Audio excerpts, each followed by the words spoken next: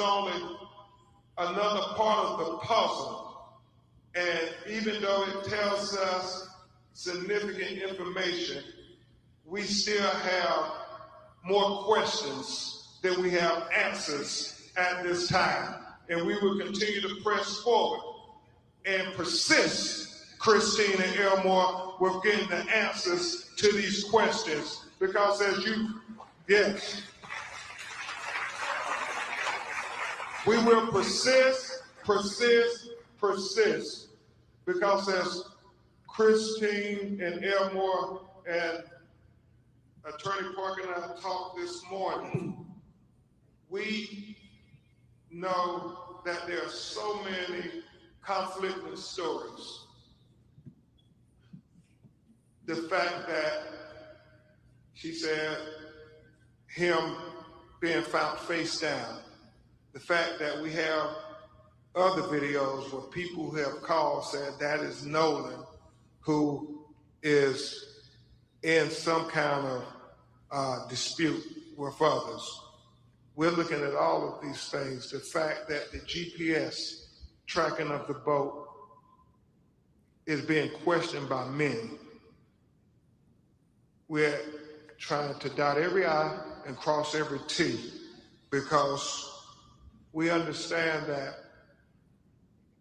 when our children's lives are at stake, it matters. Not just what happened, but what we do in the aftermath of them being taken away from us. And just like the NAACP stood up when another tragedy in Mississippi, taking the life of young Emmett Till, we will stand up for Nolan Wells. Just like the NAACP and civil rights leaders stood up when another Mississippi son was taken in Medgar Evers. We will stand up for Nolan Wells.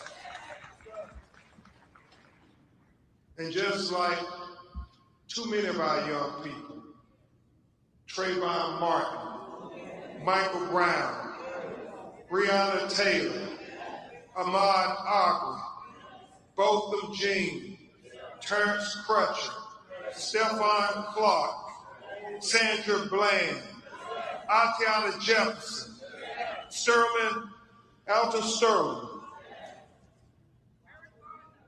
Eric Gardner, George Floyd, Tamir Rice, the young people who I was trying to focus on.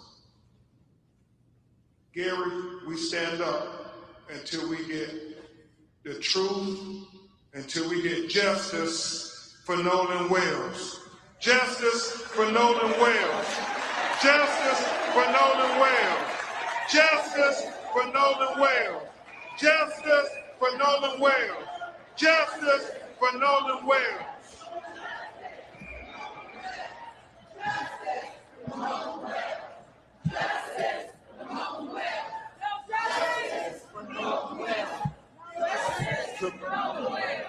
We will ask if Christine and Elmore and President Johnson can come back and join us on the stage, and Travail, we will have you coordinate questions and answers for us or President Johnson or Attorney Park and I.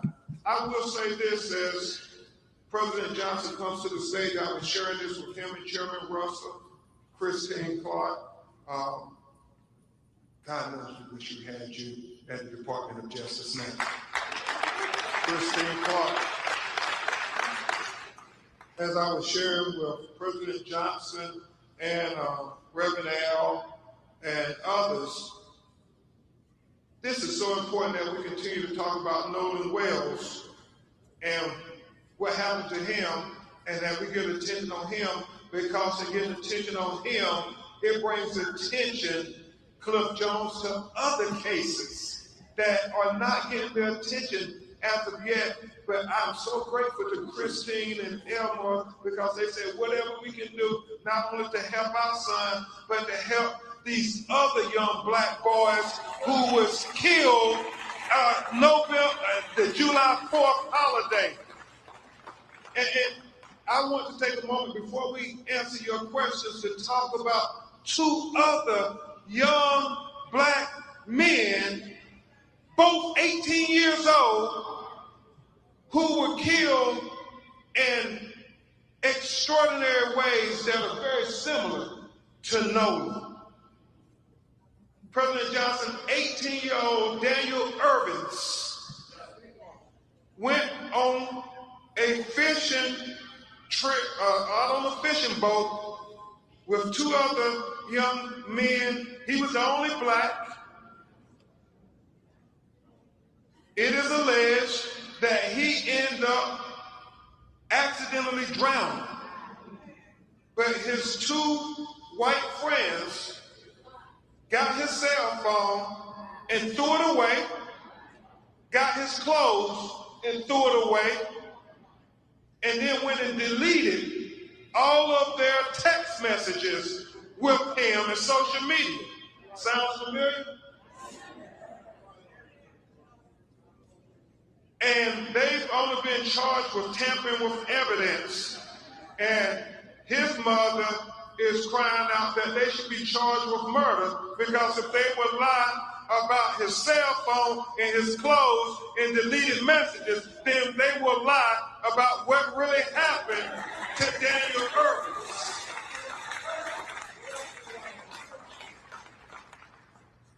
And then there's the matter of President Johnson, Christian Clark, of 18-year-old Tyler Smith. Tyler Smith, on 4th of July, was at a house party with about 10 other people. He was the only black person at the house. He somehow ends up shot in the head, dead.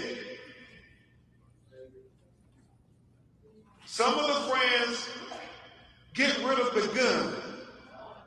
The police show up.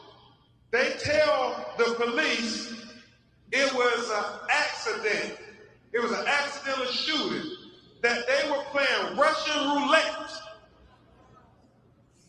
And Tyler Smith ended up getting killed.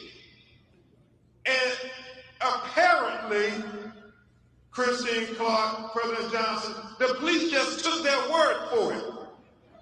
His mother and grandmother are incensed. They asked the police, did you do a gunshot residue test on his hands? And the reason they said they had to call us, like Daniel Irvins and Nolan Wales family, because the police told them, President Johnson, that there was no need to do gunshot residue on his hands or any of the other people in the house, because I don't understand this logic, but they said if they were playing Russian roulette, then all of them would have gunshot residue on their hands. So we don't need to do gunshot residue tests. It makes no sense whatsoever. So they're taking the word of these 10 people that your son just killed himself. And you don't have to worry about doing any investigation or testing forensically anything. Just take our word for it. Now, can you imagine in any three of these scenarios, had the survivors been young black men and they were with a young white man and he ended up dead, what kind of investigation would that have been? What kind of interrogation would that have been? Would they have ever been able to see the light of day until those questions were answered? Well, just like you would do a thorough investigation for your children, we want you to do a thorough investigation for our children.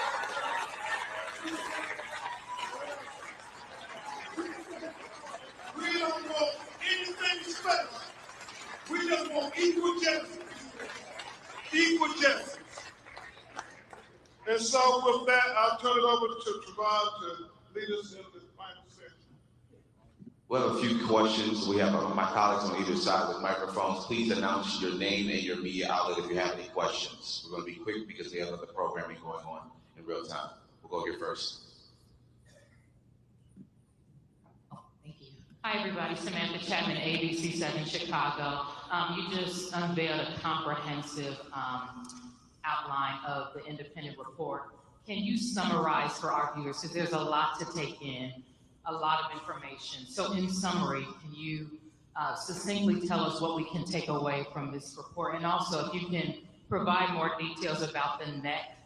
Yeah. I heard a lot of people behind me gasping when that detail was mentioned. Yeah, let me try to be very comprehensive. As Dr. Roger Mitchell said, that the focal area of red discoloration in the soft tissue of the back of the head, the occipital region, is significant because he cannot determine why you have that red discoloration in the back of his brain. That's significant. He also talked about, Mr. Williams, just the fact that as it's common practice, he was missing his throat when they received the body. And he wants to know why they held it back. He's not drawing any conclusions, but he said he would want to examine it if there were neck fractures or compressions to the neck. And he thinks that's significant to know at autopsy. The reason he says he would hold it back when he was medically examined because he thought that there may have been some issues with neck fractures. The last thing that is significant is what we said before about him, the condition of his body when he went into the water. Was he conscious or unconscious? Was he forced or unforced into the water? He said those things are very significant. But he started off talking about this red discoloration in the back of his head is something that was of great concern to him. Thank you. We'll go here. Daryl Denard with Chicago Speaks on V103. What specifically are you calling for from Mississippi authorities in terms of transparency, but more importantly, investigations? I know President Johnson is from the state of Mississippi, and the Mississippi Conference president is here. They're calling, as we are, for a fair, impartial, comprehensive investigation. When Nolan's parents filed at the beginning of the investigation, you can't even investigate. So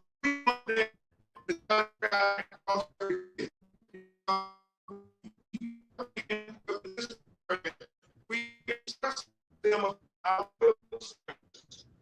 our limits. In fact, and you know, they said that's not what happens in her office, but we said we believe if the roles were reversed and there were 3 young black 18-year-olds and there was a white 18-year-old who was with them and he ended up dead, we don't believe that those young black men would not have been interrogated to the full extent of the law. We believe that it would not have been a choice whether they were going to cooperate with law enforcement if their lawyers and them were going to cooperate. No, they would have been held until they gave answers they would have been held until they explained the cell phone in their possession. They would have been held until their cell phones have been examined. And so whatever you would do, had the roles been reversed, we want you to do the same thing for Nolan Wade.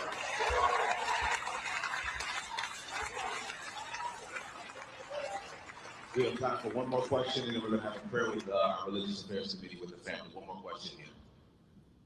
What's there? I'm Tiffany Walden with the Charge in Chicago. I know that we're talking about a transparent investigation, but for families and people who are watching, can you kind of give a breakdown or a timeline to the best of your ability of the contact that you've had with Mississippi authorities or Ocean Springs authorities or the Cajun Navy? Have you all talked to them? Do they call you after the initial autopsy? Is it just radio silence from them? Do you have to call them? Can you kind of walk us through that process? So, the last time we actually spoke with local authorities, which would be the Sheriff's Department, was I think a day or two after his body was found. That was only initiated by me. I sent him a text message. I was like, hey, this is Christine, Nolan's mom. I just want to see if there are any updates. Basically, he called back. There were no updates. He's like, we're still interviewing. And again, my concern, and also my husband's concern, was it was not even an hour that his body had been removed. And the sheriff came out and said, this is, accidental drowning. We don't think there's foul play. Again, that is why we're doing what we're doing and why we're moving the way we are. Because I sat there and asked them, please take this case as if this is your child, yes, your family member, your whatever. And they promised that they would, but when you make statements like that straight out the gate, that's an issue. We did meet with the DA. She did promise, transparency and all of this, all of that. However, damage has already been done because now that's the narrative that's being pushed by the general public, who again, know nothing really, only what they're hearing from other people. So in addition to that, it's all these things coming up. And at the end of the day, like I said before, any parent that would be in this situation, you would do anything to find out what happened to your child. And that is what we're here to do. It is very important to note that this narrative, this suggestion that it was an accidental drowning, nothing to see here, is troubling, even if that's the case. There were 300 to 400 people out on Horns Island. You mean to tell me nobody saw anything? Nobody can tell us anything about what happened to one of the few black people that were out there on that island that day? It just doesn't add up. The fact that they're saying Nolan said that he would stay behind, but yet an 18-year-old kid would not want his cell phone if he was going to stay behind. The fact that, you have the young lady saying that he said he was going to get back on the boat with the boys, and then the boys saying no, he said he was going to stay behind and talk to her. If that was the case, don't you believe Nolan would have said, give me my cell phone, I'm going to stay behind. Give me my car keys, I'm going to stay behind. It's not adding up. And so we're going to keep fighting and digging until we get the answers, the transparency, the truth, the accountability, and justice for Nolan Wales. Justice for Nolan Wales. Justice for Nolan Wales. Justice for Nolan Wales. Justice for Nolan Wales. Justice for Nolan Wales. Justice for Nolan Wales. Justice for Nolan Wales. Justice for Nolan Wales. We're going to have our Religious Affairs Committee join us quickly so we can have a quick word of prayer with the family, and that will conclude our press conference formally.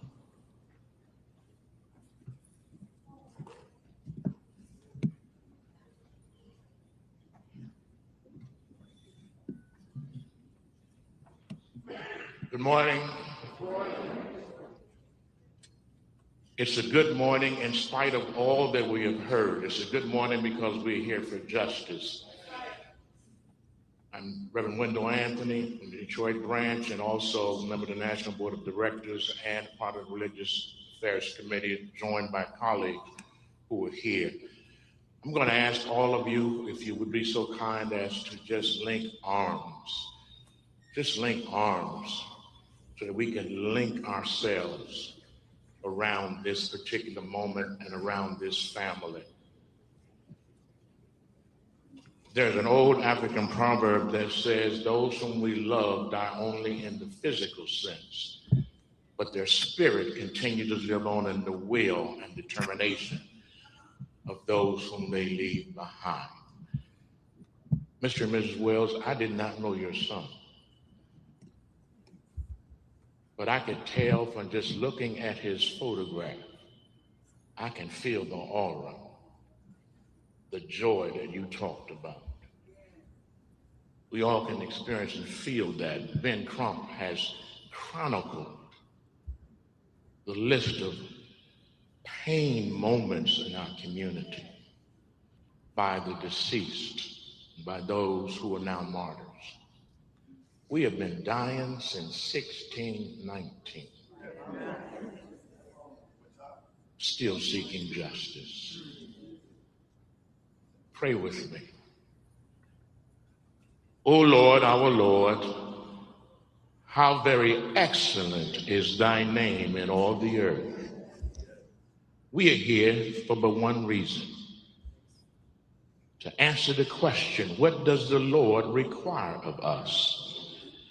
But to do justice, to love mercy, to even walk humbly with our God. Lord God, your people are here beseeching justice. We're here for transparency. We're here for truth. You who are the way, the truth, and the life. We're here because of you. Lord God, how long must we continue to pay evil a toll at the gateway towards justice?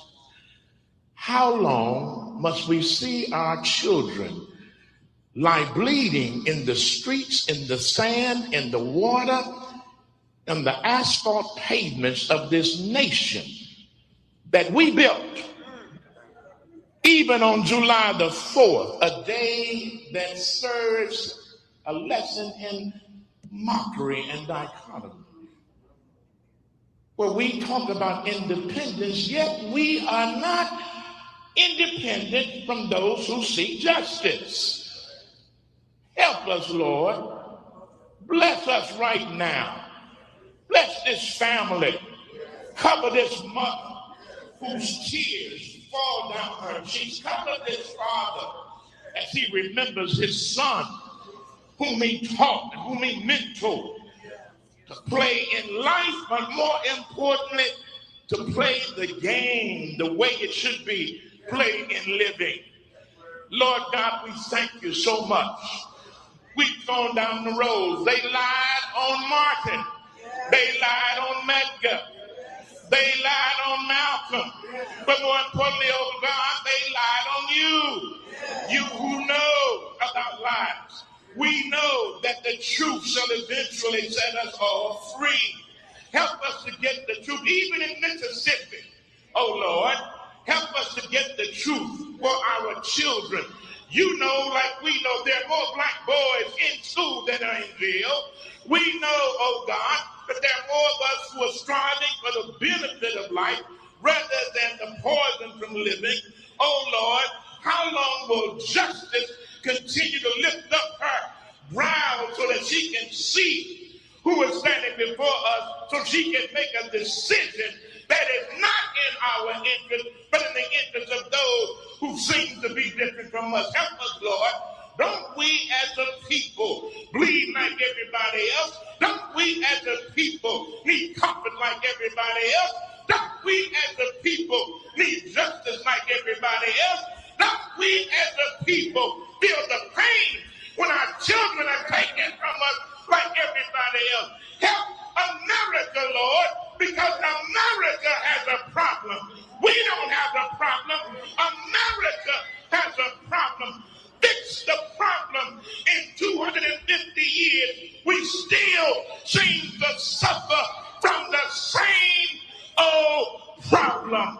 Fix America, oh God. Fix justice, oh God. Fix us, oh God. Fix Mississippi, oh God. Fix those who are standing at the gateway to break open the doors for justice. Not just us, but justice. Help us now, Lord. This is our prayer. This is our plea. And we see that you have the power to give, and that is justice. The just shall live by their faith. The just shall live by their faith. And oh Lord, we know that when we fight, we win. When we fight, we win. When we fight, we win. Let's win in the name of justice. Let the people who love God, who are called according to his name for every good purpose, who believe in justice, say amen, amen, amen. Now in justice our hand praise. We praise God for justice. God bless you. President Johnson, I want you to know, and those who are here, there are 12,000 people who are looking at this press conference on YouTube. That was 30 minutes ago. There were 14,000 people who are looking at it on the roofs. That was 30 minutes ago. Big Trump, this ain't no secret. The nation is looking for justice.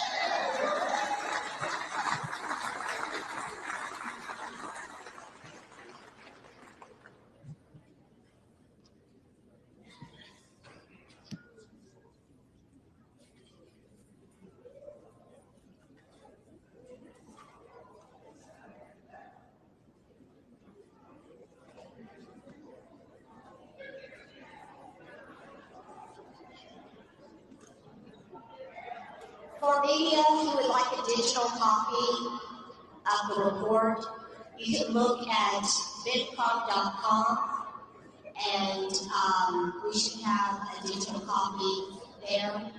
You can also contact Stats Media, which is on the press release.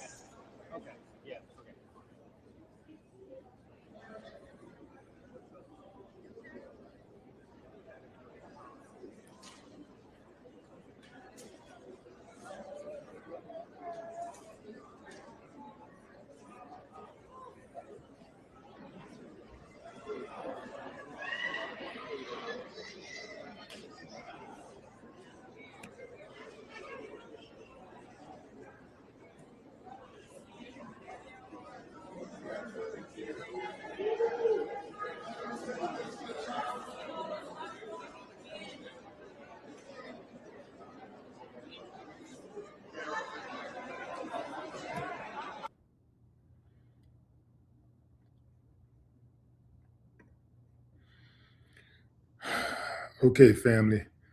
Let me know if you can hear me. Can you hear me? Let me know if you can hear me okay. Give me a thumbs up if you can hear me. Thumbs up if you can hear me.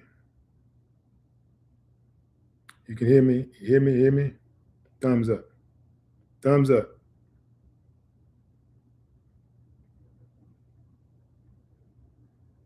Thumbs up if you can hear me. Okay, cool. Oh, wow, fam. This is, that was heavy. That was extremely heavy. So if you're just not joining, fam, so the preliminary findings from an independent autopsy of 18-year-old Nolan Wells show that both his cause and manner of death are currently undetermined pending further investigation. Attorney Ben Crump announced that while Wells's body was found face down with a red discoloration on the back of his head. The full official state autopsy is still pending. The independent autopsy was performed by Dr. Roger Mitchell after Wells vanished following a 4th of July boating trip to Horn Island, Mississippi.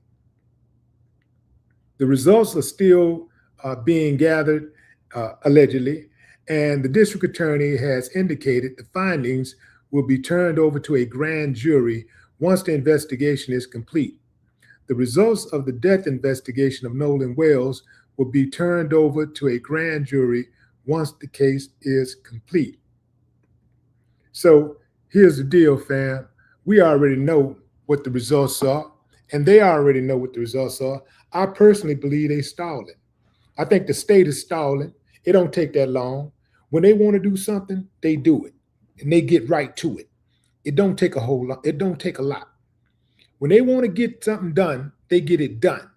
You remember the pandemic? You know, it takes typically a couple of decades for any type of medicine to be approved, right? They allegedly got a cure for COVID within a few months. Less than a year, they got a cure for COVID. When they want to do something, they can do it. They can absolutely do it. When you kill a police officer, they find out who did it right away. It ain't no, well, we're still testing and we're waiting on autopsy. Immediately, boom. Yep, this is the police officer that's dead, and this is who did it. They know how to gather those resources. They know how to use those resources when they want to. That's how that go. So I'm not buying none of this. I'm not buying none of it. I don't trust none of them.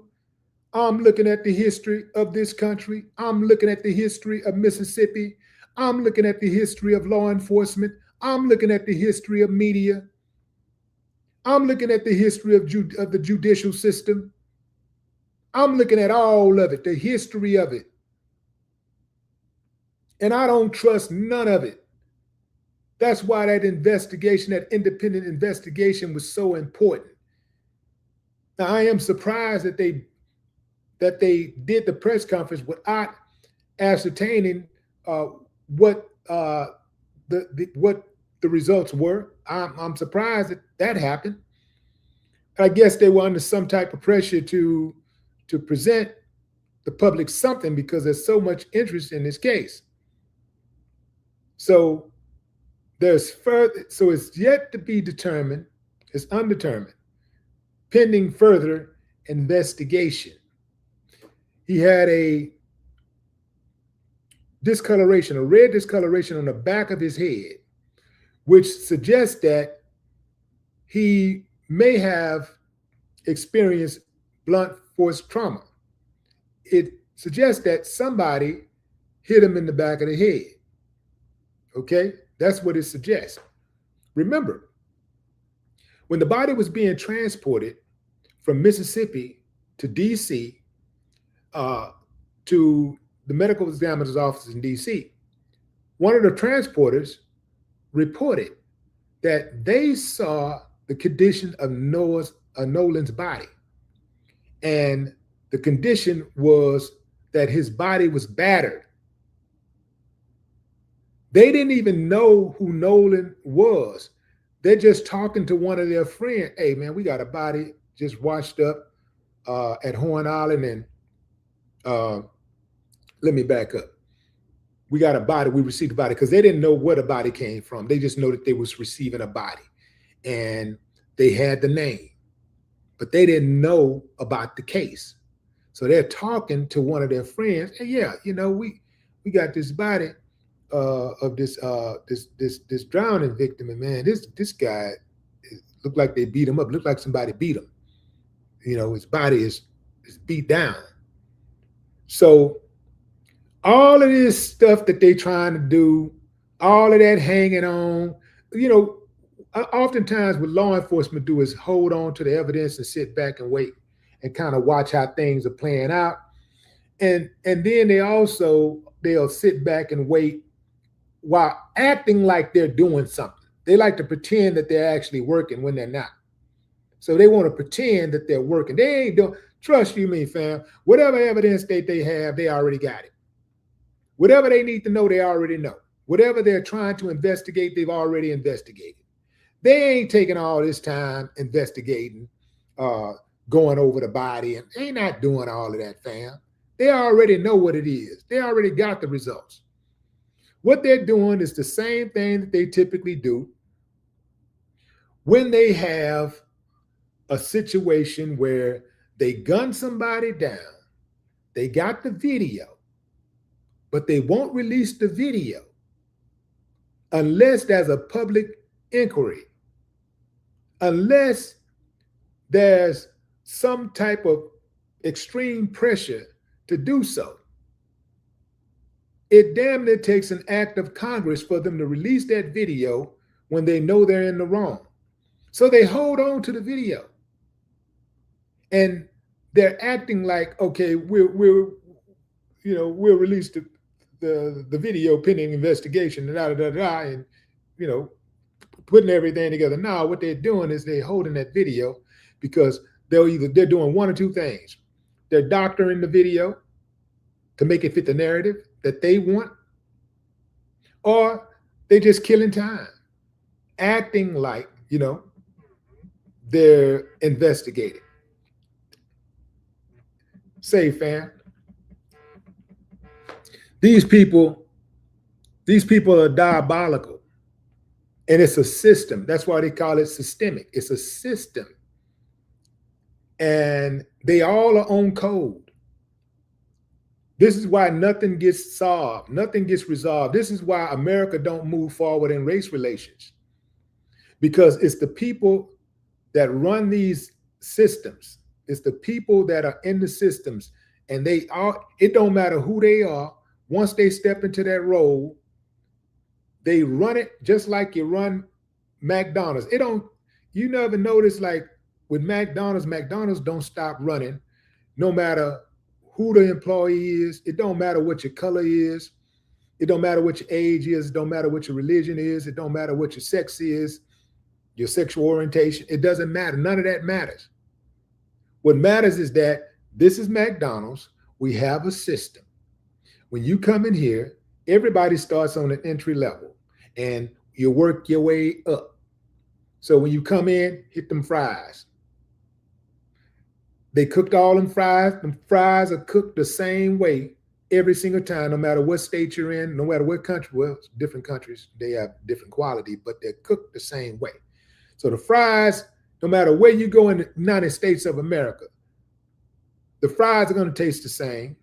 The burgers are going to taste the same. The drinks are going to taste the same. The building looks the same. The exterior and the interior looks the same, no matter where you go. All of the name badges look the same. There's a certain amount of uniformity.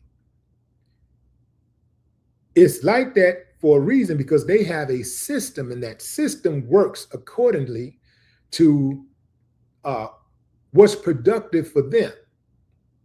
It allows them to continue to push the McDonald's brand in a certain way that's conducive to consistency and the outcome that they want. So the government works the same way. Your local municipalities work the same way. This is why nothing ever changes. They got a system. It don't matter who steps in. It don't matter who steps in. They're all part of a system. Now, obviously, you go to McDonald's, some people got a little better attitude than others, right?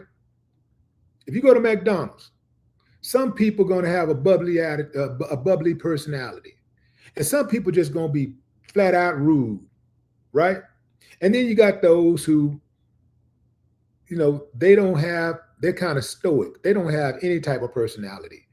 They just go with the flow. They just really, really dry, right? And they just do the job, right?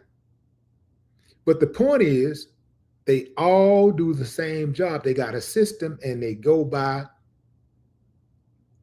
the system. And it's consistent.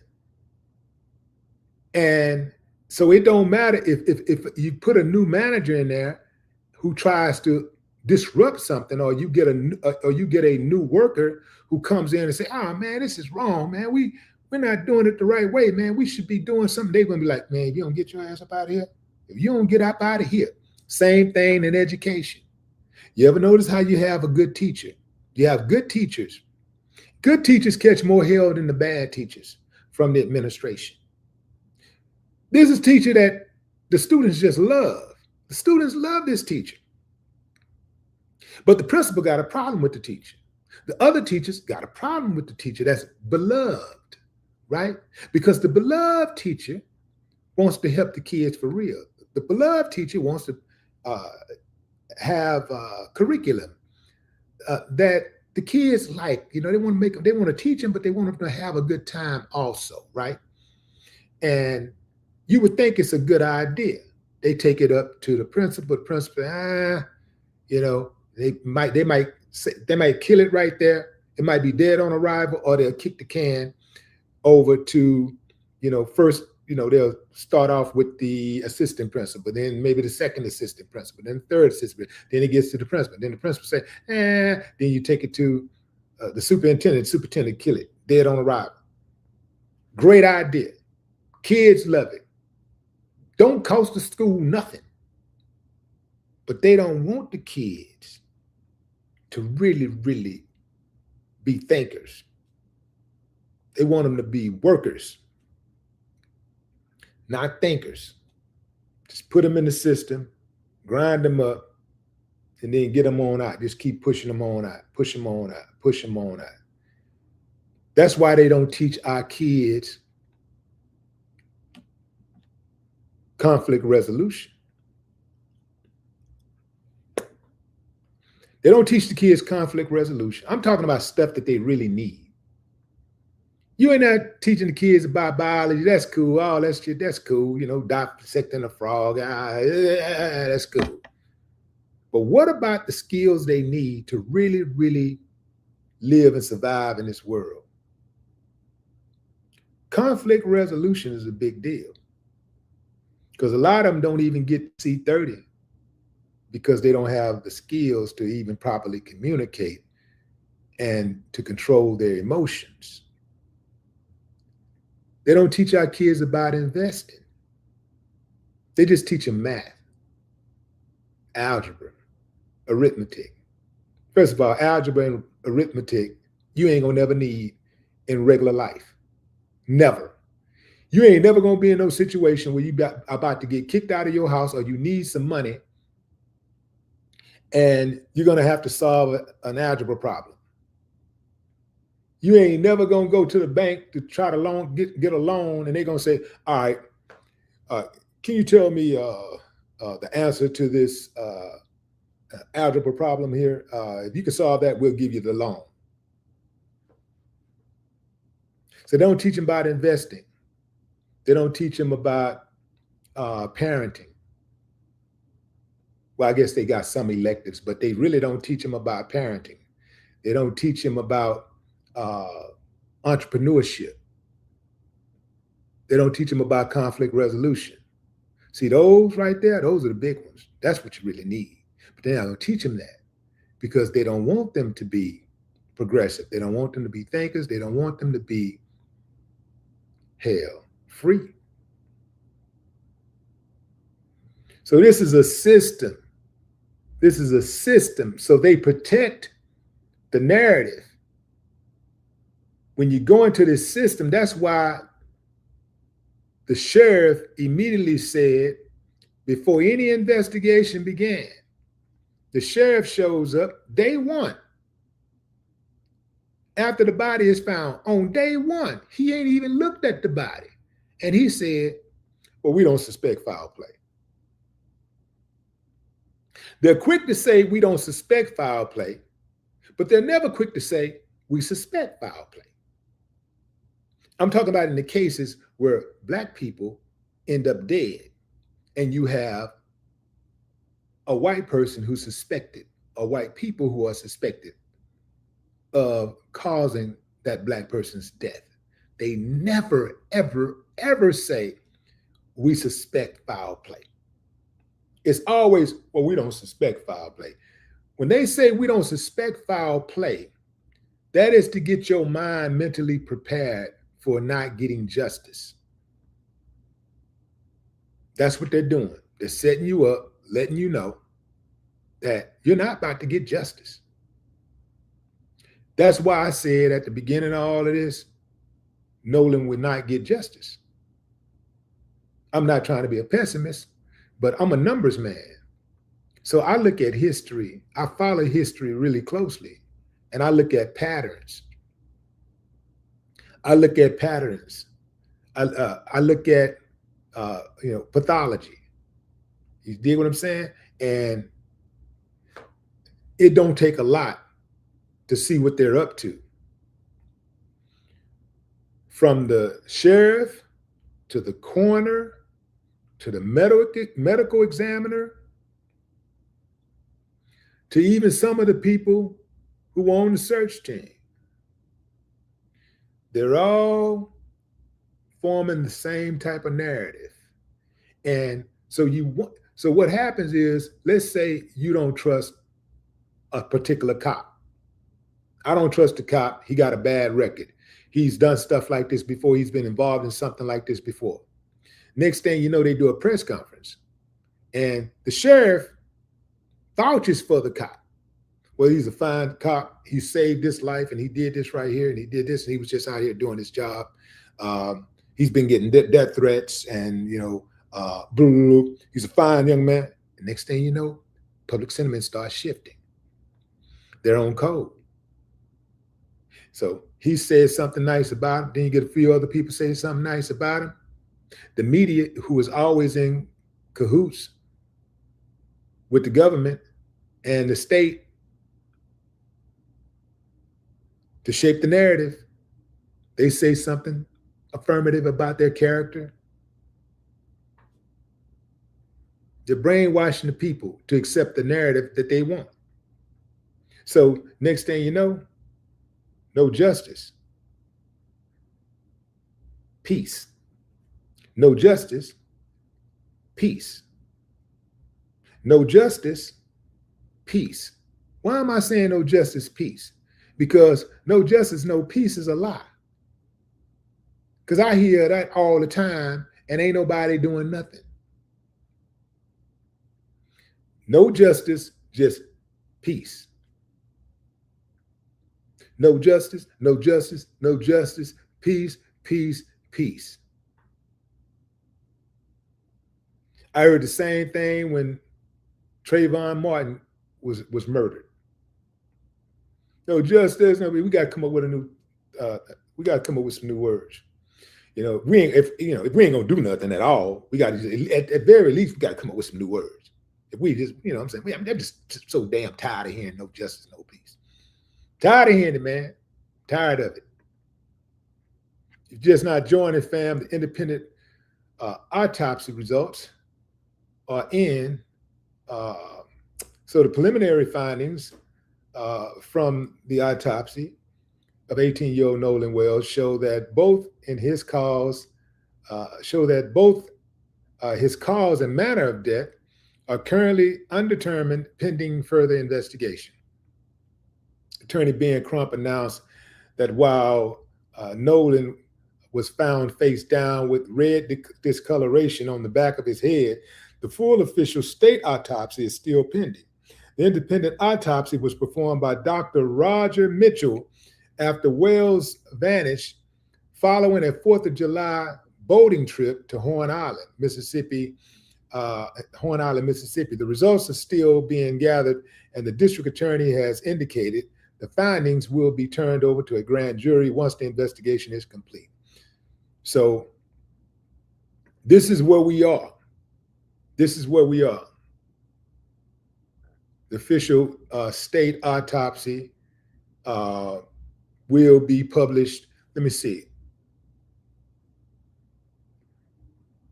Yeah, I'm gonna see if I can I'm gonna get y'all a quick update when it's on the official state autopsy once it's published.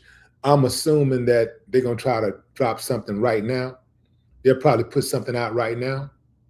Now that they've heard what the independent investigation, I'm telling you, fam, I know I'm good. I study them. They'll probably put out something tomorrow. You know, they might even go later this evening. So the multi-agency investigation into the death of Nolan Wells on Horn Island, Mississippi, is complicated by $125,000 private reward and critical witness timeline contradictions. So far the reward is up to $125,000. Now, I think that a little bit more money, see, it's got to be life-changing money. So you put up life-changing money, you get the truth. Because now you have the family saying, you know what? F this community. I'm out of here, man. I'll just tell the truth and get the hell on out of here. It's got to be life-changing. I don't think 125 in that kind of community. I don't think 125 in that type of community is going to be worth it. You're talking about a community where, you know, people got nice houses and boats and stuff. You know, they got so many vehicles that they got, ATVs. You know, they got to get on the water. They done mastered the streets, so now they got to get vehicles for the water. So people that got that kind of money, 125 ain't life changing. But you come across somebody who ain't got that kind of money. Maybe there's somebody, you know, who's falling on hard times financially. You know, that's possible. That might be appealing to them. But 125, you know, perhaps one of those black kids know what's up and they don't need to be in that community. Maybe they might be cool with uprooting and getting on up out of there, moving somewhere else. Because I'm gonna tell you, if I was black in that city, that county, in Mississippi, I'd be spooked. I get the hell on up out of it. First of all, I wouldn't even be there because I know Mississippi. I'm very familiar with Mississippi's history. I wouldn't be in no parts of Mississippi. I'm in Texas. And in Texas, there's some parts of Texas, for example, Houston, that ain't backwoods like Mississippi. The whole state of Mississippi is backwoods. The entire state. When I say stuck, they are stuck in the 1700s. Mississippi got crackers. I mean, crackers. That's different from white folks. They got crackers. And I'm telling you, fam, they love the old ways. They love it. They were fighting. They fought vehemently for the Confederacy. They love those Confederate statues. They love that flag. You can go in some of those elected officials' offices and see the Confederate flag today. So I wouldn't want no parts of them.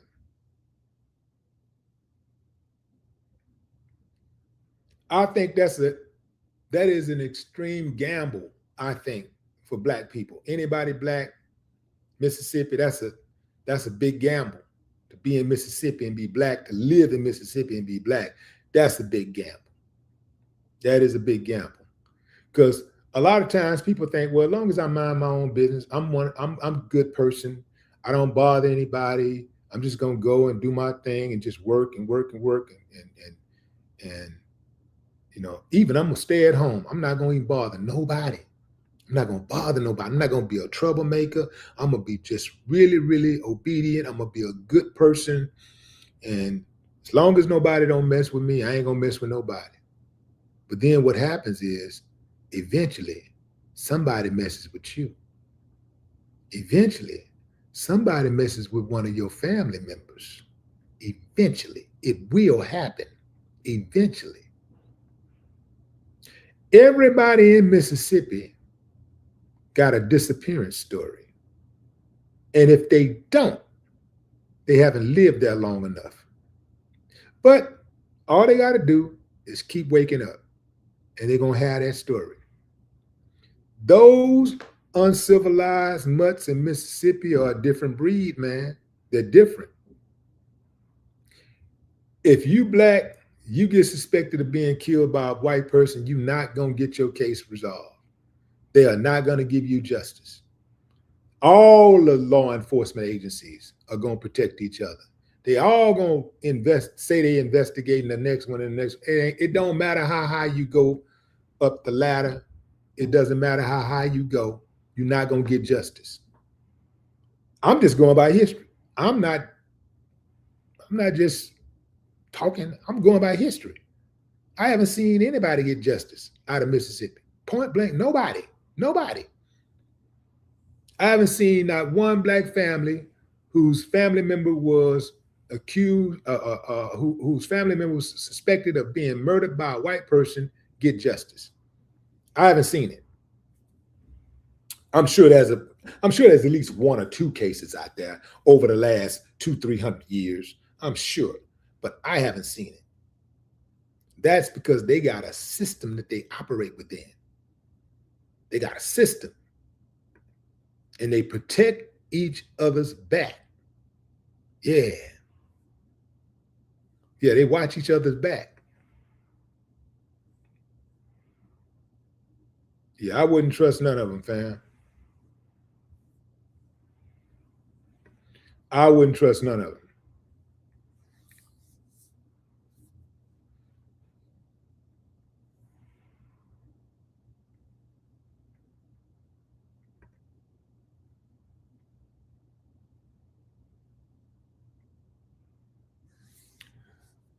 Tania says there will never be justice for any black person in Mississippi. Man, I'll let them white folks have Mississippi, man. Let them have that ragged ass, backwards ass state. Let them have it. Let them Neanderthals loose. Let them have it, man. They can have it. Only problem is Mississippi, they still got a road that you got to travel. And if you're going through Mississippi, you're going to face some problems. You might face some problems because obviously they stretch their authority and they profile black people in Mississippi all throughout the state. So if you passing through Mississippi, you might encounter some problems just driving. The best thing to do really is to hop on a plane and fly right over that raggedy bastard. That's what I do. Hop on a plane and fly right over it. Yeah, man. And all y'all people from Mississippi that's watching, y'all know what I'm talking about. I ain't here to try to bash y'all or nothing like that. If the shoe fit, wear it. If the shoe fit, wear it. And I also think gone are the days for the good white people to live amongst the bad white people and think that they're still good white people. I say get from around them all together. Let them Neanderthals, because I'm going to tell you what's going to happen. If black people got up and got out of the way of them people in Mississippi, just got all the way out of the way, they'll turn on each other. Because you're dealing with Neanderthals. You're dealing with people that's got it's something in their genes, that make them, it makes them degenerate. It's a genetic thing. So not only do black people need to get away from them, but the white people, the good white people need to get away from these monsters. They got to get away from them because they are going to turn on white folks. If they ain't got nobody else to turn on, they're going to turn on each other. And you want to be way out of the way. Talking about good white folks. You want to be way out of the way because it's something demonic about them. You know how demonic you got to be to know that a person was murdered and you cover the murder up and you're supposed to be in law enforcement, you're supposed to be helping, you're supposed to be part of the solution, and you look the other way? Or what about the law enforcement officers out there who actually participate in killing people, who actually hang people themselves? That's why it's extremely difficult to prove. People come up missing all the time. The easiest way to get away with murder is to be a police officer. Easiest way. Because you can get people to pull over in the middle of the night, put them in your car, and then they're gone. Nobody ever see them again until they see them floating in the river or hanging from a tree. And I bet you $1 to a donut, most of those times that you find bodies swinging from the trees, whether they're black or any other color, it's the police. It's members of law enforcement. I'm telling you. Let's look at Tripp case. Let's look at Tripp. Y'all know Tripp Brazil? Y'all familiar with Tripp Brazil? 15-year-old boy.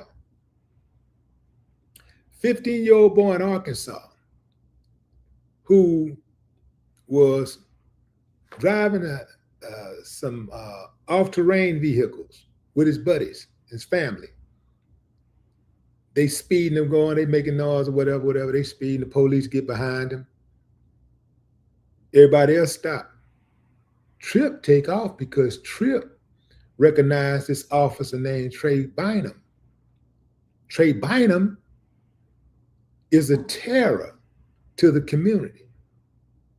Trey Bynum is an officer who has had 17 jobs in the last 11 years. 17 jobs in law enforcement, in various law enforcement agencies in the last 11 years. He's been kicked off, ran off in the last 11 years. So Officer Bynum gets behind him, he takes off. His ATV crash, he jumps off and runs into the woods. He runs into the woods, and the next thing you know, we see the video, not the dash cam, but the body cam shows us. The next thing we see is Officer Bynum putting the ATV on hooking it up to a tow truck. 2 days later, Tripp's body is found hanging from a tree. So let me rewind. Tripp runs away from the officer into the woods. He calls his parents. He calls his parents around 1:21, something like that. And he tells them what's going on. They tell him, they convince him to turn around and, turn yourself in. Go to the office and turn yourself in. He reports to his parents that, okay, I'm walking towards the blue lights. I'm walking towards the blue lights. Come to find out, Officer Bynum turned his body cam off for 49 minutes. He turned his body cam off for 49 minutes.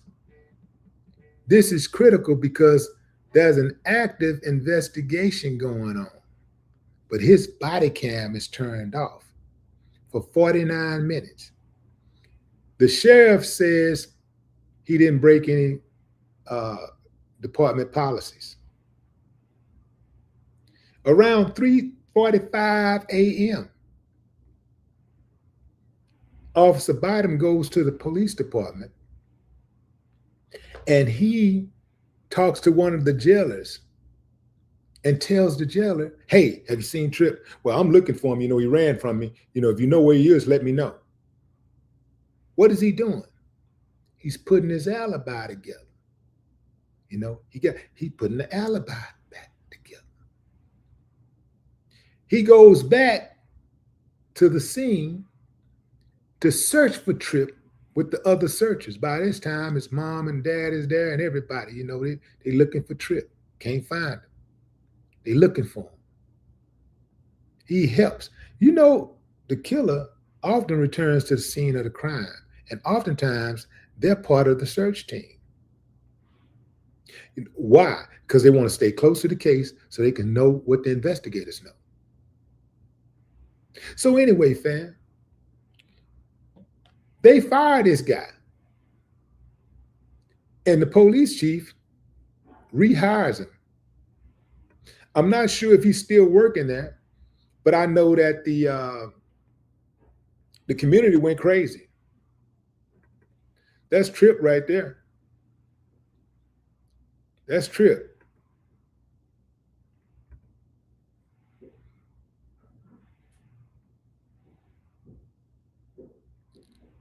Y'all look at this cop, fam, and y'all tell me if you think he did it.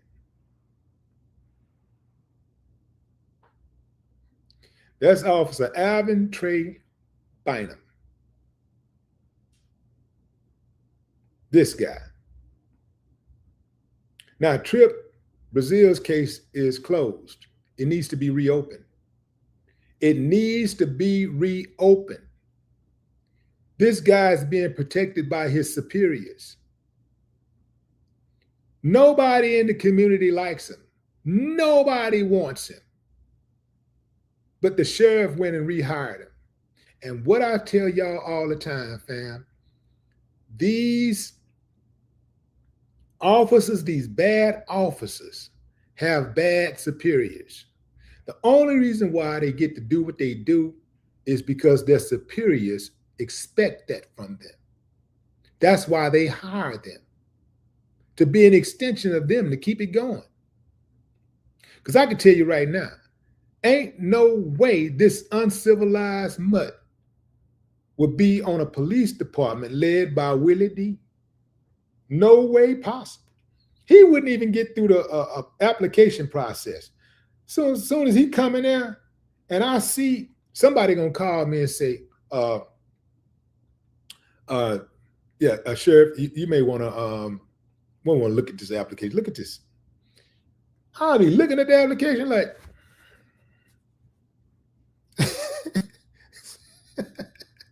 man, are you serious? Man, you don't get your regular hair, you don't get your bad haircut. Get your ass up out of here, boy. You ain't getting on my damn force. I'm not gonna put my people at risk like that to have you out here. This dude is bad news. I wouldn't trust him. I absolutely wouldn't trust him.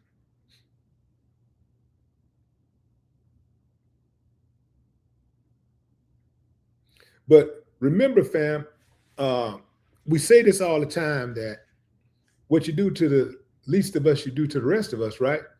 And we try to warn white people all the time that if you allow white people to be corrupt, if you allow white people to run amok, you do that just because they're white and you allow that to become a privilege. Eventually, they're going to turn on you. Eventually, it's going to cost you. Well, look at what's happening with Donald Trump right now, and all these white people going crazy who voted for Donald Trump. Look at what's going. Look how that went. Eventually, they'll turn on you. If you allow police officers to kill people with impunity, eventually they're going to make their way to you or one of your loved ones. Because what you do is you embolden them. And the more they get away with it, the more they're likely to try it again.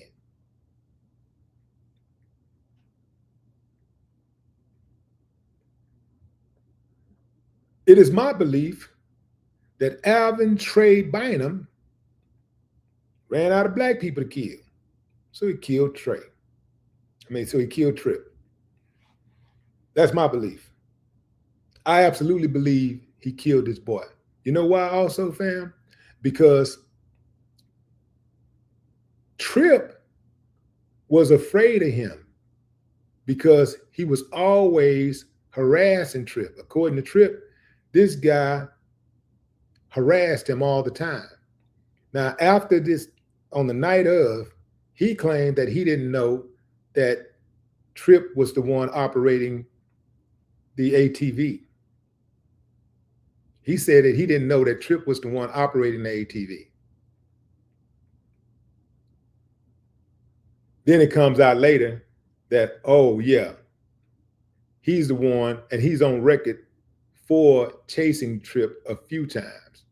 Tripp, they say Tripp was absolutely terrified of this guy. Terrified of him.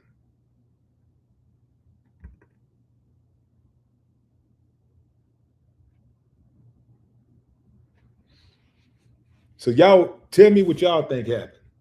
What do y'all think happened? You know, it ain't often that white folks want to see a police officer be fired, a white police officer be fired. You know that ain't often. Whole community, except the police, the sheriff, is like, we don't want you.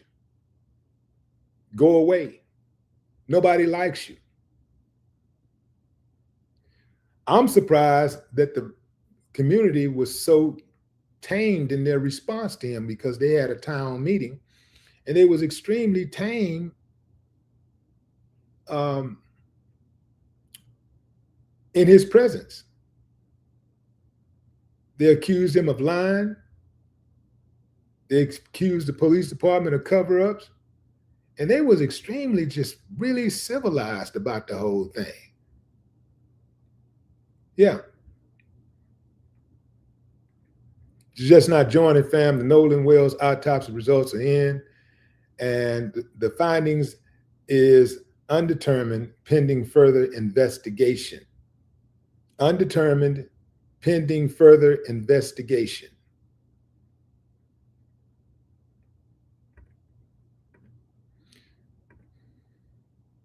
This is cold-blooded. I think this is going to be one of those cases where a whole lot of evidence is going to be brought forward. See, it's too many people involved. It's too many people that know what happened. So evidence is going to be popping up all over the place. But law enforcement in Mississippi, in Ocean Springs, is just like law enforcement in Collin County, Texas. They're so used to doing law however they want to do it. They're so used to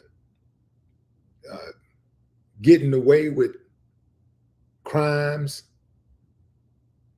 They're so used to doing whatever the hell they want that the arrogance is going to make them continue to behave the way that they behave, because they don't think they can be stopped, especially when they got the help of higher law enforcement agencies. And this guy needs to be investigated. This guy, that's John Ledbetter. He's the sheriff.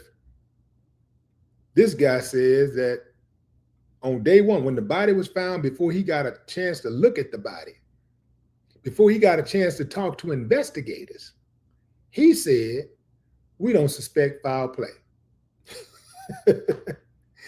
That's like them saying, I fear for my life.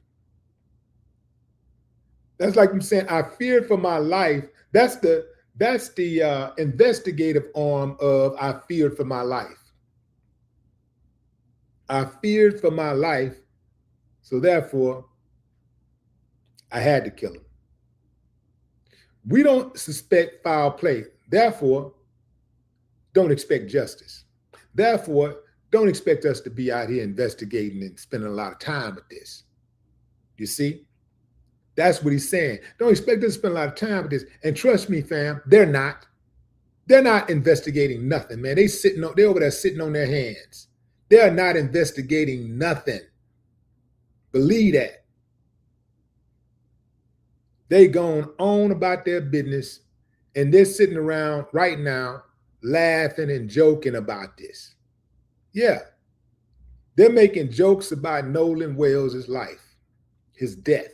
They're making jokes about it. They're sitting around in bars and taverns and, you know, at their houses in the backyards. They're probably even on their radios in the cars, in the police cars, laughing and joking.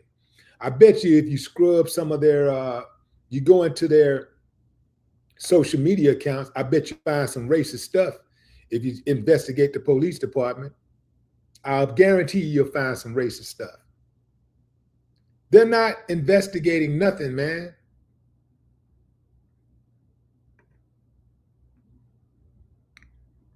What's up, China Carter? Y'all show China some love. She handling the moderator duties, keeping the uncivilized mutts at bay.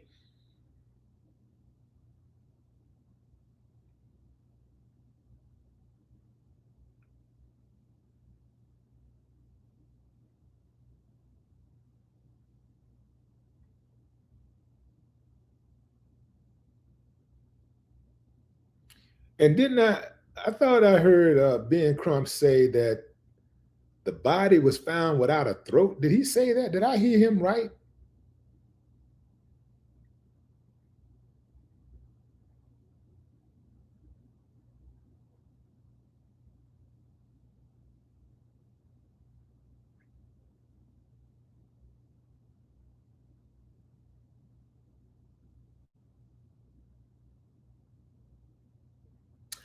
I think Ben Crump said that he didn't have a throat, that they had removed his throat. That would mean that the coroner removed his throat. Oh, I'm gonna dig on that one. I gotta dig into that. Yeah, I gotta dig into that. Yeah. They removed Nolan Wales' body was sent to the medical examiner's office in DC without his throat intact. Why would they remove his throat?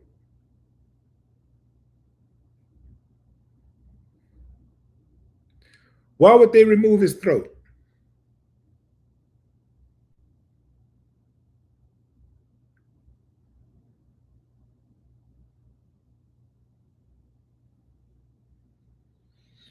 Oh man, it's a cold-blooded game here, man. This is cold-blooded.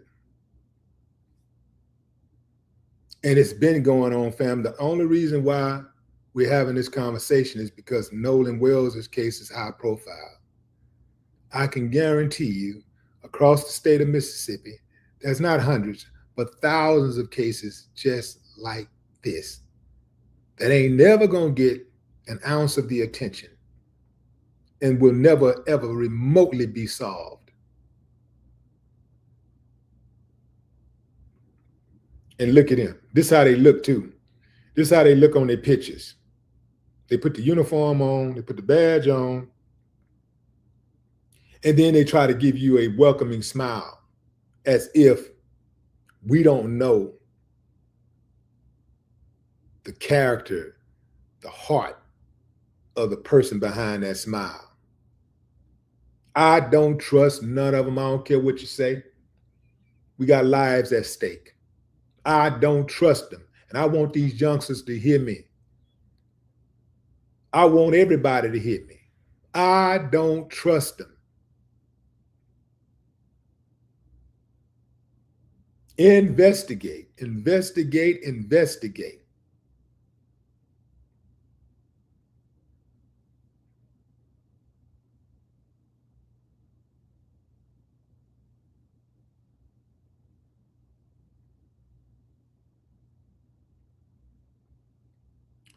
Yeah, Mississippi's still burning. Mississippi is not just burning though. Mississippi is drowning now. Mississippi is drowning. Y'all stay away from that water, fam. Stay away from that water. I'm telling you, they got a new mythology now. They're not just hanging black people, they're drowning them. That's a new thing they got going on. Be careful.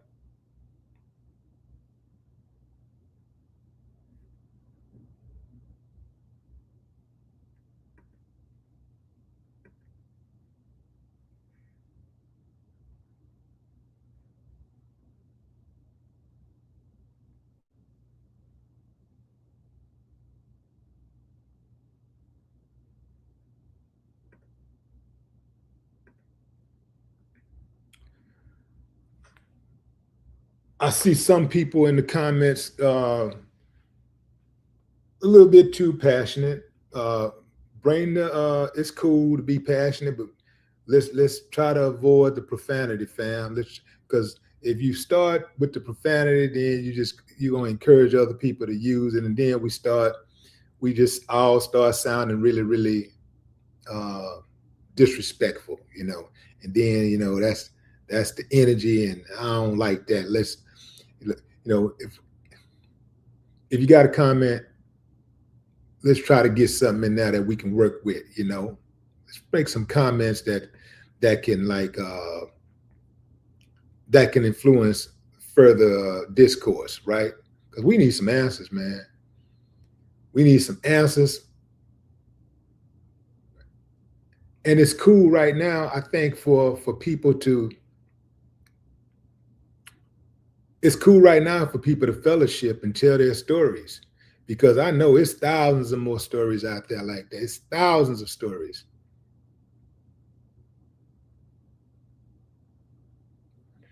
Okay, so Princess says I didn't mention about the head trauma. Yes, I did.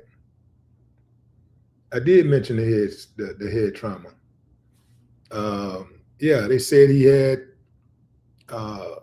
red discoloration in the back of his head. That's the thing about Princess. That's the thing about a long live. A lot is said, and so if you don't catch it from the beginning, you might miss it.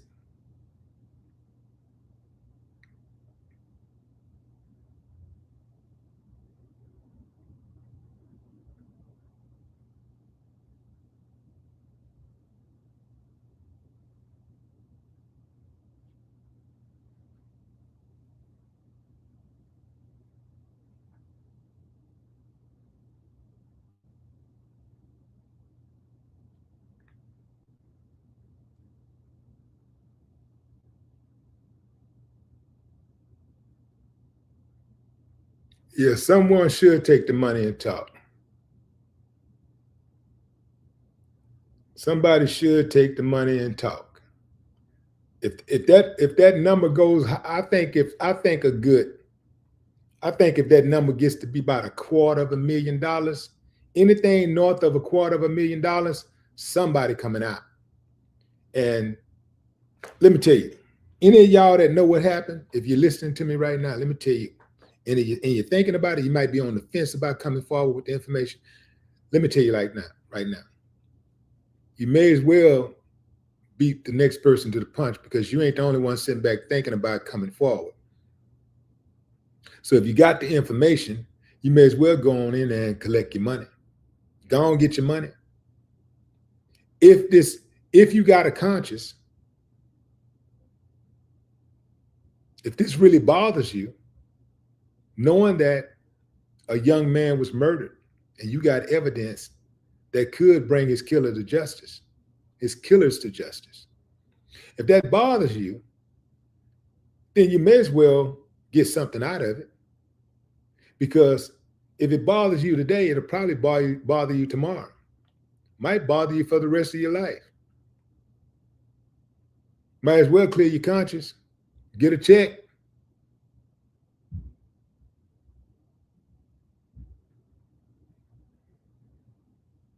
I wish I knew. I'd tell it on their ass. I wish I knew. I'd tell like right now.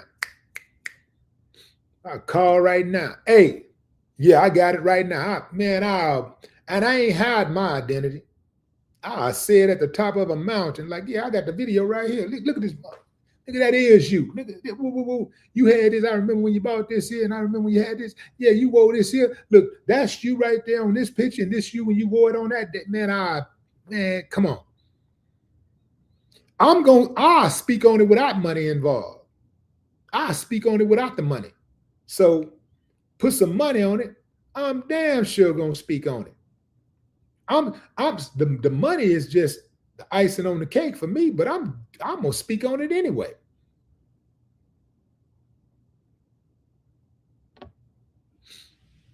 Anybody that ain't speaking on it because they're scared, you're gonna spend your whole life being scared? What else you gonna be scared of? See, the way I'm built, I don't believe in being so scared. I'm not saying I ain't never been scared, right? But I've never been so afraid to where I allowed somebody to do me dirty. I ain't never been that scared. I've never been that afraid. Because I know that if you allow somebody to do you dirty and you allow somebody to pump fear in your heart, then that person own you. Also, anybody else that's watching is going to start, they might try to run the same play on you. So my thing is to make an example out of a fool when he tried me. Like, whoever you used to, whatever you used to getting away with and doing whatever the who, oh, the buck stop here. I'm not having it. I'm not having none of that. I'm not having that fear, like living in fear of a human being, a man, a human being. Like, so you're telling me that you're afraid of human beings. People, you're afraid of a human being. This is somebody, I don't care who they are. I don't care what their color is. I don't care what their position is. I don't care how much money they got. I don't give a damn about none of that. That's a human being. That person breathe, bleed. When they get cold, they need something warm. When they get hot, they need something cool. They want to put on something cool, right? If that person skin get punctured, they gonna bleed. You go deep enough, they're gonna bleed. They got an expiration. Their heart and their liver, their kidneys, all their vital organs got an expiration date. Hell, their knees even got an expiration date. What I look like being scared of a human being? So you mean to tell me that person can't fly, he can't walk on water, he can't walk through walls. If he got shot, the bullets is not going down him. He can just get shot and the bullet, he can just pull the bullet out and flick it away. He can't do none of that. And you scared of him? Man, hell no. Hell no. Never, never.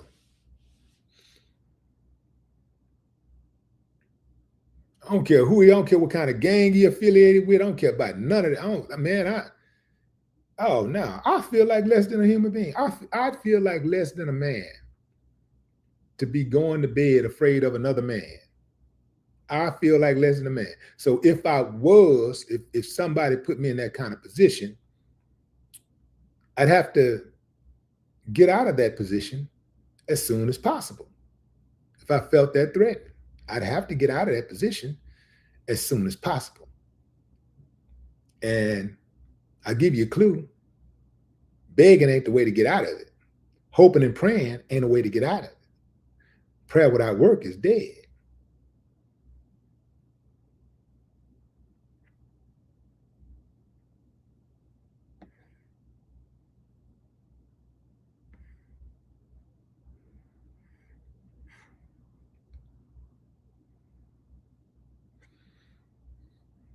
So family, if you're just not joining, Nolan Wells' autopsy results are in.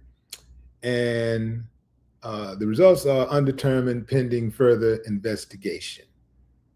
Undetermined pending further investigation. Now, I don't know what that further investigation looks like, but they got the body.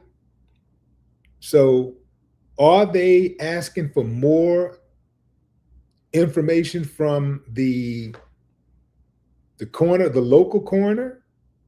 Because it sounds like what they were saying is that Nolan's body was sent to DC with no throat.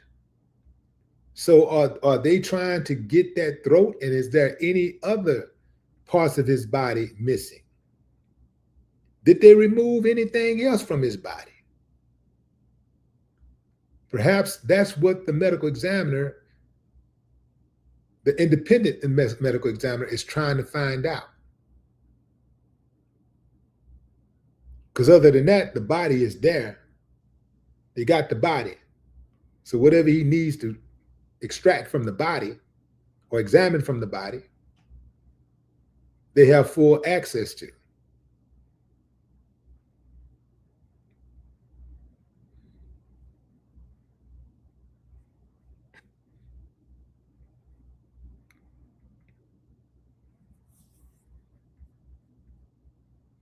The pastor said a prayer, and he said, how much longer must we, I think he said something along the lines of, have to go through this.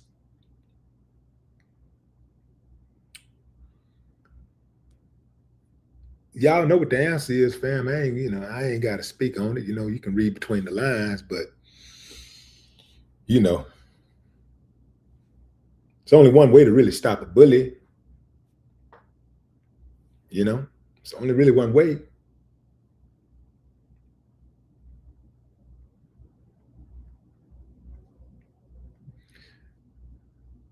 The person who received the body before it was transported to DC said the body was found.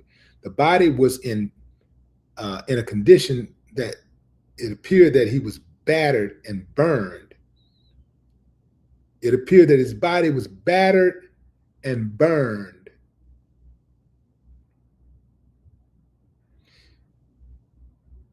But the sheriff, this guy, who by his own admission had never even seen the body, haven't even spoken to investigators, don't have an official report, determined immediately, we don't suspect foul play. We don't suspect foul play. I suspect that Sheriff John Ledbetter said that because he didn't intend on investigating the case. He had no intention on investigating the case. That's what I believe. That's what I believe. He had no intention on investigating the case. That's why he jumped to the conclusion that no foul play was suspected. He has no intention on investigating the case. They got us, what's happening right here with this guy,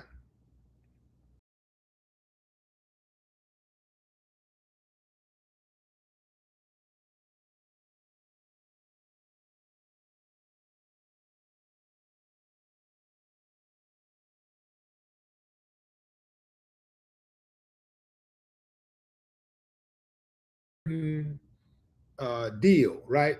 You ask for a certain number. You tell your salesman, your car salesman, hey, look, I want my note to be this. I want the price to be this. And he goes, I don't know. I'm going to have to ask I know we can do this right here, but this one right here, I'm going to have to ask my manager about. Then he goes into an office in the back where you can't see what he's doing. He goes into the back and he spends about 15 minutes in the back pretending to talk to his manager. He's not talking to the manager. I mean, let me back up. He's talking to the manager, maybe, but they're not talking about your deal. They're talking about LeBron getting traded. They're talking about going out for the weekend. What you gonna do the weekend? Oh man, I'm gonna kick it, man. We're gonna go down there and get some drinks. Man, well, meet me, man. Yeah, man. All right, man. Well, look here. It's about I've been in here about 15 minutes. Okay, I'm gonna go back in here, man, and deal with this chunk. That's all it is, fam. There ain't no investigation. Ain't no investigation. Whatever they know, and that's all they need to know. And what's happening right now is they're stalling. They are stalling. But they're going to announce the results of the autopsy soon. Maybe tomorrow. Because they want to get this case behind them. So they probably announced the results tomorrow. And when they announce the results, they're going to say that they don't suspect foul play. That's what they're going to say. They're going to say that it was a drown. They're going to either say, let me back up. A lot of times what they say to cover their ass is they'll say undetermined. They'll just say it's undetermined. That way they can't say they committed to determined, or they can't say that it was I mean, they can't commit to saying that he was murdered or not. So they'll just say undetermined to try to land somewhere in the middle to save themselves. The grand jury, the Klan jury, I don't suspect will indict anybody. But if they do indict somebody, I absolutely do not believe that person will be found guilty, because remember, they're going to be judged by a jury of their peers, not Nolan Wells's peers.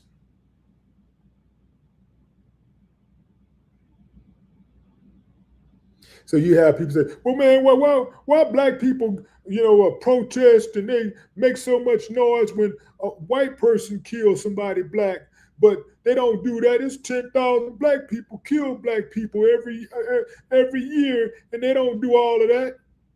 First and foremost, there's always protests and activism surrounding homicide in black communities across America. That's number one.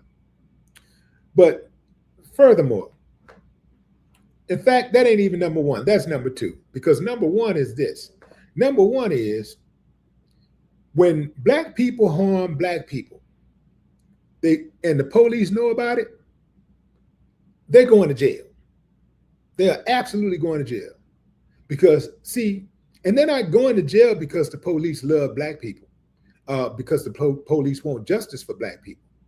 The police want to fill the jails. The police want to fill the prisons. They want to fill the courts so that those court fees and all that stuff can be paid for, so that their salaries can be paid for. They want to fill the courts. They want to fill the prisons and the jail cells. So who better to fill them with than a black person, especially one that's accused of killing his own? Easy. That's a slam dunk. And nobody cares. All over this country, every day, black people are going to jail for killing black people. And you don't need to protest it, because we know they're going to get punished. So for all the super dummies out there, and it's a lot of them, don't try to insult our intelligence by making that asinine statement. And stop making yourself look so damn stupid by saying that. Because if you ain't figured it out by now, you'll never figure it out. When white people kill black people, it's oftentimes a protest because the white people who are in power tries to protect the white person. They immediately try to protect the white person, and they try to deny the black person justice. That's why we're talking about the Nolan Wells case right now. If the public was confident that law enforcement would do his job, you wouldn't need Ben Crump.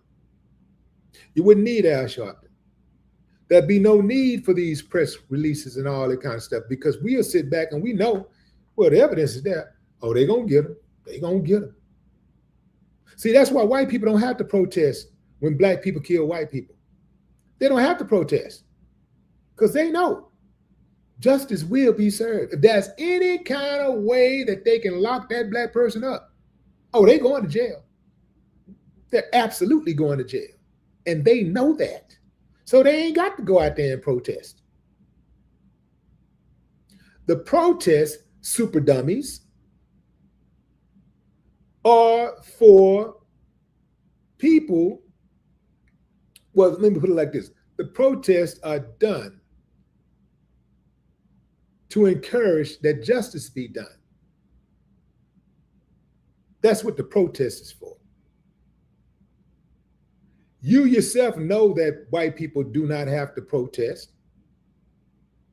when white people get killed by black people, because that black person, more than likely is going to jail, or at the very least, they're going to be investigated thoroughly. And they got to be all the way to the right to beat the case. They got to be all the way to the right, because if they're wrong at all, they're going to jail. At the very least, they're going to be tried. They are going to be prosecuted.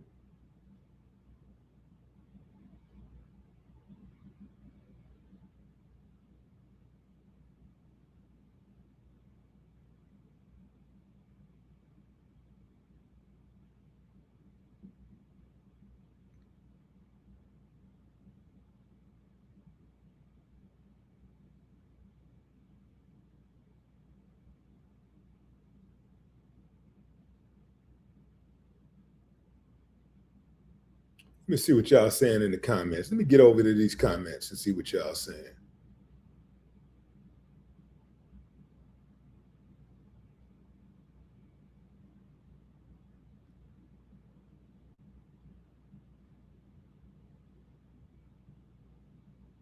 Let's see, justice for Nolan.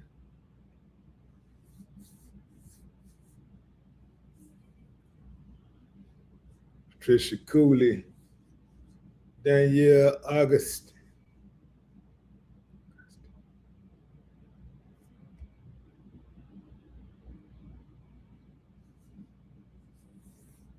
Danielle say your eyes look like you saw a ghost. Yeah, I tend to be like that. It's something about my eye. Like when I get focused on something, it's like, it is a little creepy, but I'm a teddy bear. Unless you poke the bear.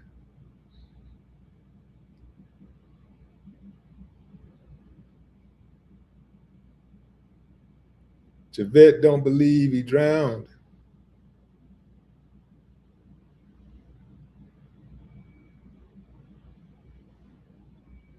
Tina Marie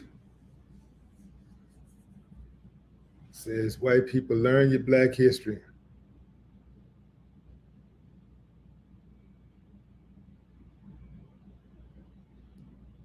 I got me a troll. I just blocked me a troll. I need to make a song for my trolls. I just blocked me a troll. Yeah, I need to make it blues. That'd be dope. Switch it up. Don't do hip hop. Do a little blues song about trolls. I just blocked me a troll. Yeah.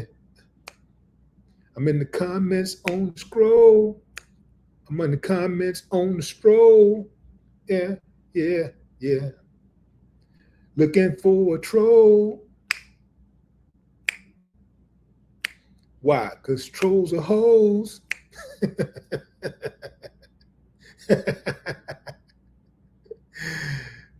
trolls are hoes.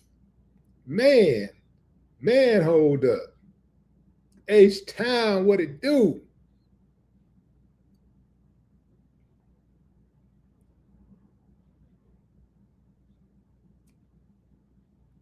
I'm telling y'all, fam, I might just do that. I might do me a little old song about trolls.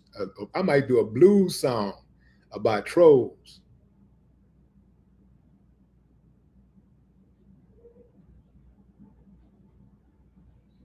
I just blocked me a troll. Yeah. I'm in the comments on the scroll. Yeah. Looking for some trolls. Why? Get some girls, get a group of girls to say, get a group of girls with China and Connie to say, to lead the girl part. Why?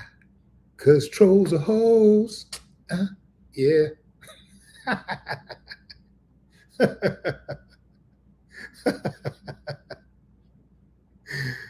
Yeah. What's up? It's me, I'm just saying. Black Caesar.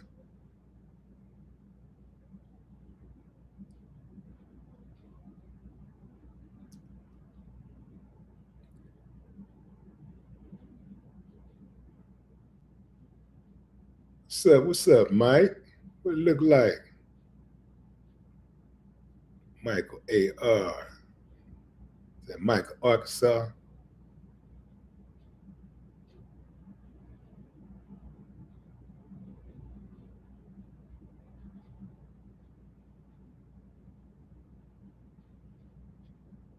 Sexy Lakeisha. What's up, Sexy Lakeisha?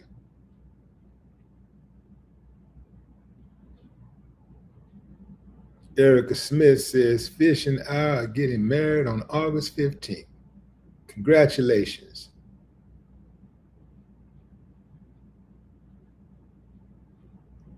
What's up, Adrian Lord?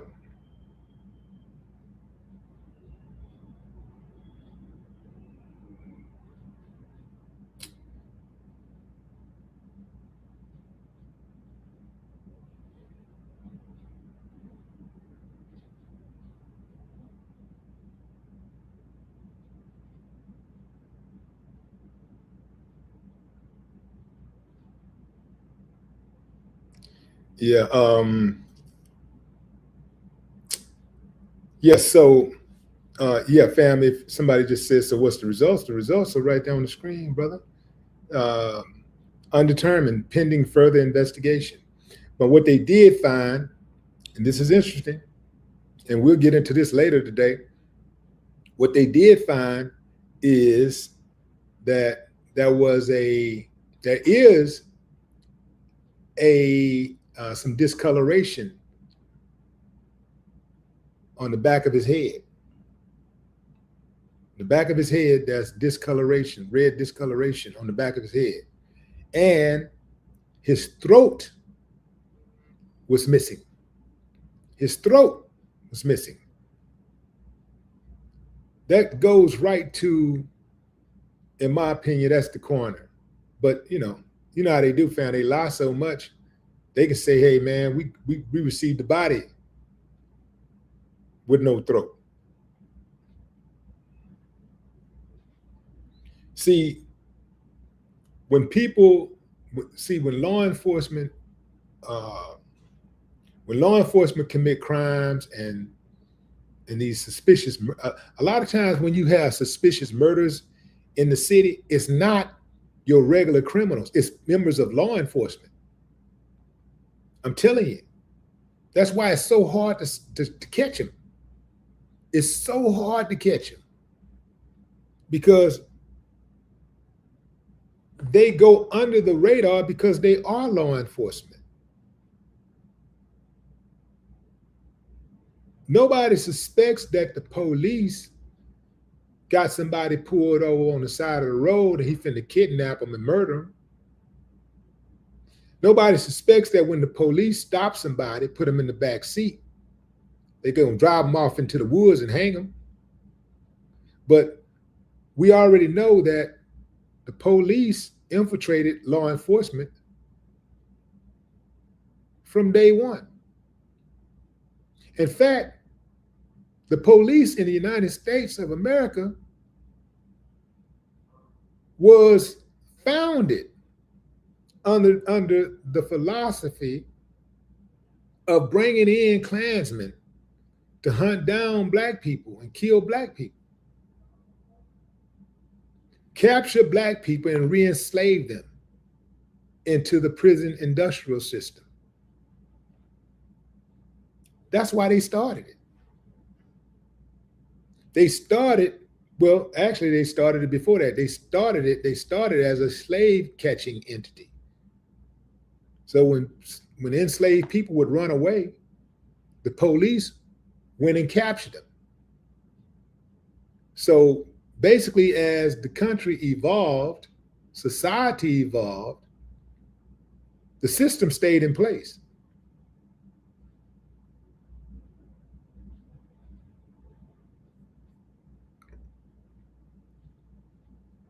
Give a few more shout outs, fam, before I shut it down.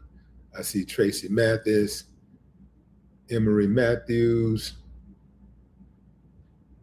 They ain't looking. They absolutely ain't looking. Mabel SM, Akeem. Yeah, we like to say police, we like to say that, you say police infiltrated law enforcement. Yeah, we like to say that the Klan infiltrated law enforcement, but law enforcement was started with the Klan. The Klan started law enforcement. How about that?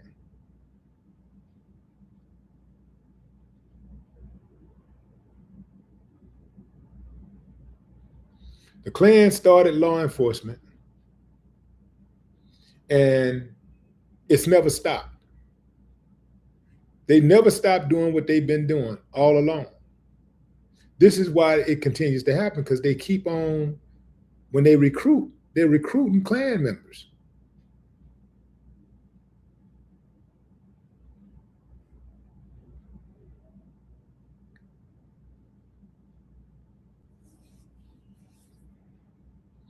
I see, who is that?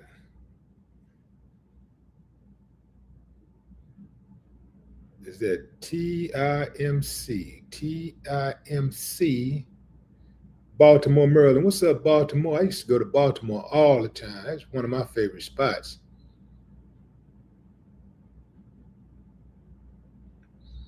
Eric Johnson says, look into their family and see if law enforcement is in their family. You know, that's usually the case. They usually have law enforcement in their family in some kind of way. Yeah, I wouldn't be surprised.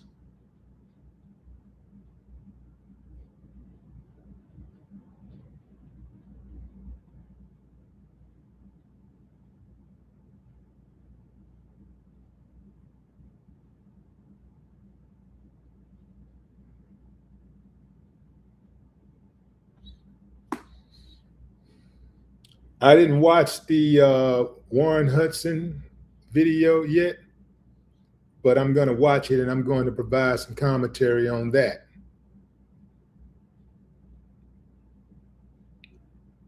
I'm sure I can catch him in at least one lie.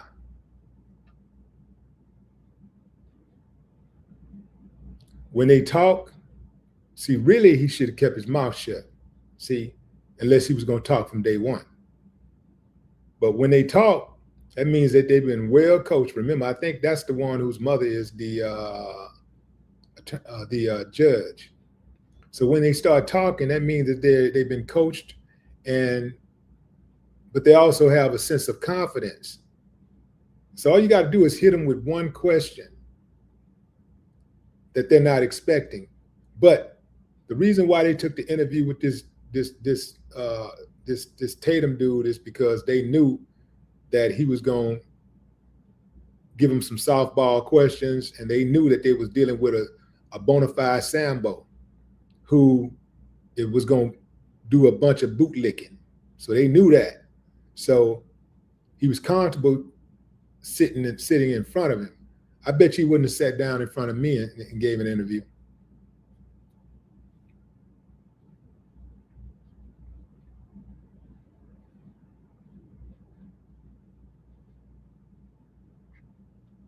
In fact, I dare you, Warren. Yeah, come on, come sit down with me.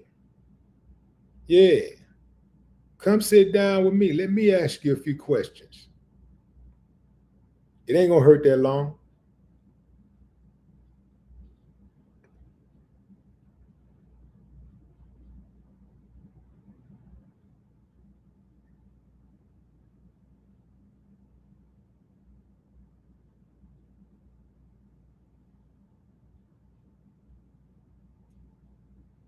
Erica says all she want to know is what happened before his body was found floating.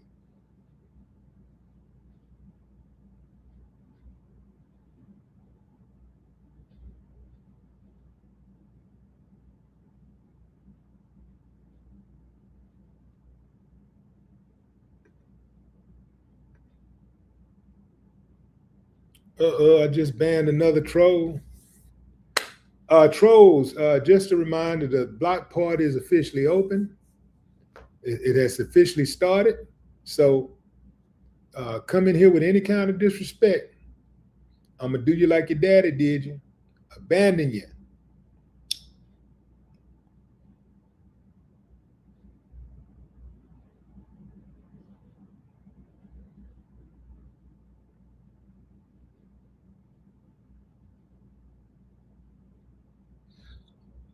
We ain't got to agree. Why do people think that?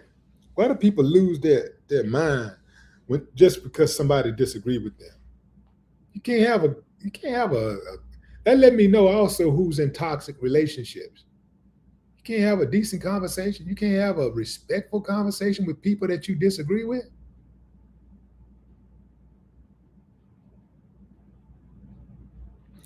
Torrance, that's a good question. Why can't we stop the KKK?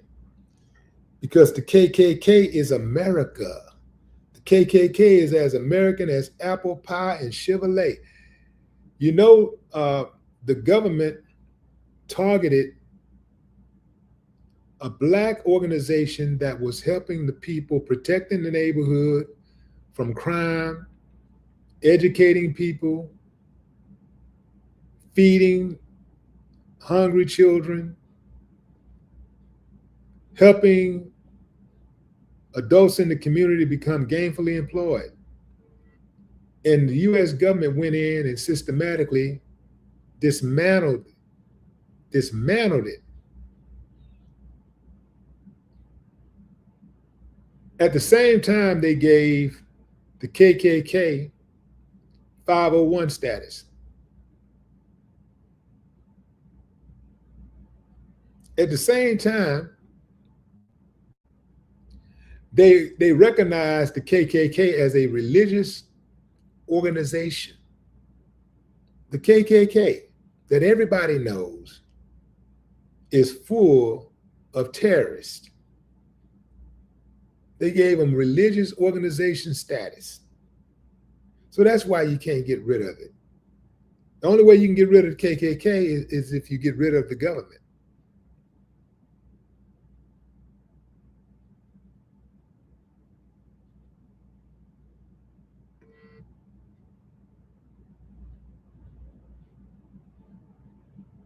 Yeah, you're going to have to get up out of the United States. If you want to get rid of the KKK, you got to get up out of here.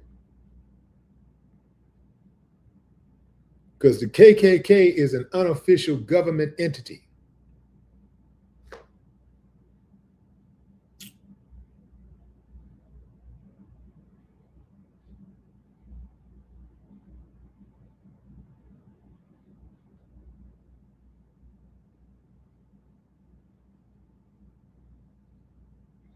See, Nikki. What's up, Evelyn?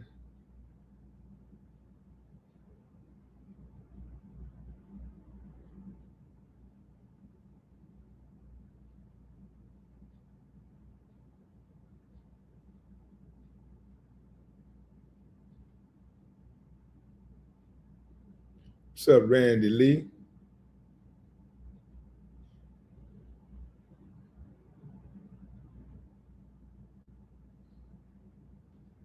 All right, fam, that's my time. I appreciate y'all joining the live. R.I.P. Nolan Wells. Till next time, enjoy the rest of your morning, afternoon, or evening, wherever you are. Willie D Live.